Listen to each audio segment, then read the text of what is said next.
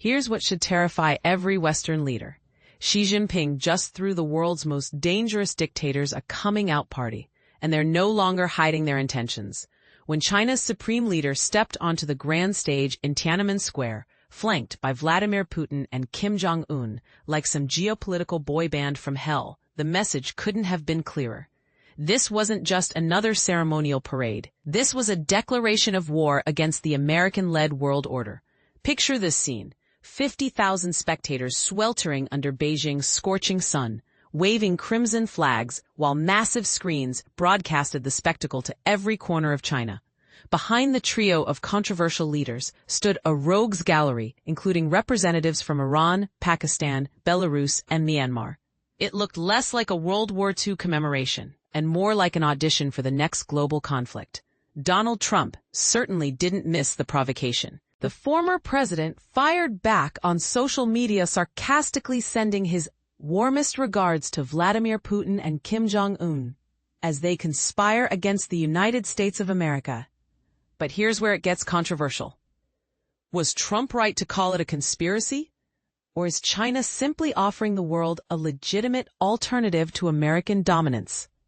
The thunderous bootsteps of thousands of perfectly synchronized soldiers echoed through Beijing's Avenue of Eternal Peace. Oh, the irony of that name. While nuclear-capable missiles, underwater drones, and advanced warplanes rolled past in a display that would make any Pentagon official break out in a cold sweat.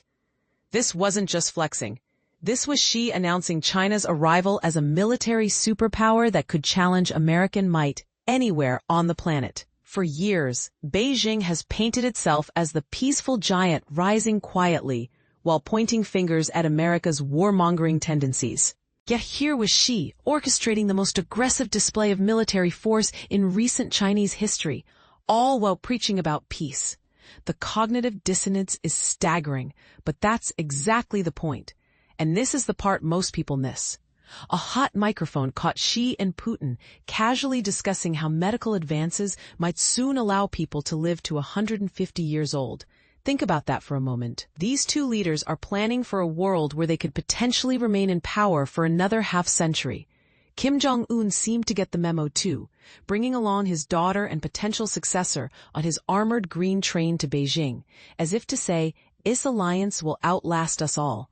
But Xi's real masterstroke wasn't the military parade. It was his speech that turned reality completely upside down. Standing before the world's most advanced weapons of war, he had the audacity to demand humanity choose between peace or war, as if he wasn't the one orchestrating the most provocative military display in decades. It's like an arsonist handing out fire extinguishers while lighting matches. Here's what Xi is really selling the world. Forget everything you know about international law, human rights, and democratic values. His global governance initiative promises a new world order where national development trumps individual freedoms, where the global South gets more power at the United Nations, and where America's influence gets systematically dismantled piece by piece. Dr. Wang Yue from Renmin University in Beijing laid out the ambitious scope. Global governance isn't just about security. It's about finance, the SWIFT banking system, sanctions, trade, artificial intelligence, ocean governance, climate change. In other words, China wants to rewrite the rules of literally everything that matters in international relations. But here's where it gets truly controversial. Is this necessarily a bad thing? Countries across Africa, Latin America, and Asia have long complained that the current system unfairly benefits Western nations. China is offering them a seat at the big kids' table, with one major catch. In Xi's world, concepts like Taiwan's democracy become inconvenient obstacles to be eliminated. Individual human rights become secondary to state power, and any nation that challenges China's ambitions gets steamrolled by an increasingly powerful military machine. The weapons parade offered a terrifying glimpse into China's offensive capabilities that most analysts prefer to downplay. Those hypersonic missiles can strike targets anywhere on Earth while evading even the most advanced defense systems. the combat drones and laser weapons could potentially overwhelm any regional defense network. It's not just impressive, it's designed to make potential adversaries think twice about standing up to Chinese aggression. Yet Chinese officials maintain with straight faces that their military remains purely defensive. They even describe the parade as commemorating China's contributions to safeguarding world peace. Xi assured everyone that China remained committed to peaceful development. It's diplomatic doublespeak that would make George Orwell proud. War is peace. Aggression is defense, and intimidation is protection. Meanwhile, as Trump continues shaking up America's traditional global role by exiting international agreements, slashing foreign aid, and alienating longtime allies with tariffs and demands, Xi sees an opportunity. Why wouldn't countries choose China's alternative when America seems increasingly unreliable? Edward Howell from Oxford University warns that dismissing the deepening ties between China, Russia, and North Korea would be naive and dangerous. Their common opposition to the U.S. creates possibilities for expanded exchange in trade, weapons, and know-how for the broader goal of undermining the U.S.-led international order.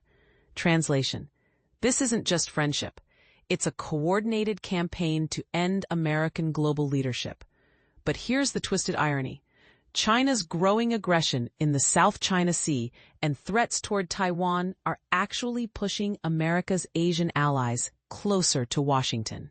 Every time Beijing flexes its muscles, countries like Japan, South Korea, and the Philippines remember why they need American protection. Xi might be accidentally strengthening the very alliances he's trying to destroy.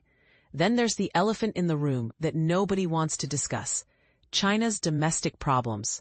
The Communist Party is struggling with a slowing economy and persistent unemployment.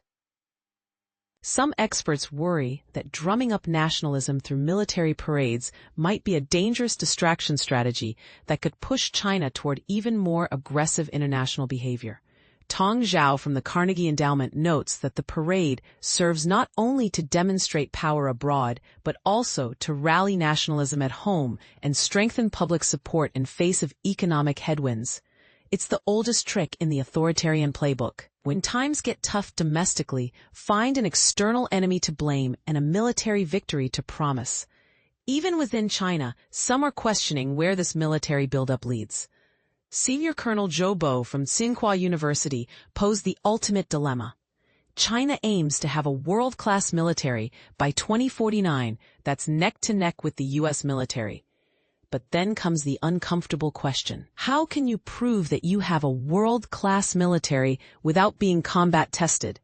That question should keep everyone awake at night. Because when you've built the world's most powerful military machine and filled it with nationalistic fervor, the temptation to actually use it becomes almost irresistible. So here's the real controversy. Xi Jinping is offering the world a choice between American leadership and Chinese dominance, between democratic values and authoritarian efficiency, between the messy complexity of individual rights and the brutal simplicity of state power. The terrifying part isn't that he's wrong about America's flaws. It's that millions of people around the world might actually prefer his alternative. What do you think? Is Xi Jinping a visionary leader offering the world a better path forward, or is he a dangerous dictator whose military parade was nothing more than an elaborate threat to global peace?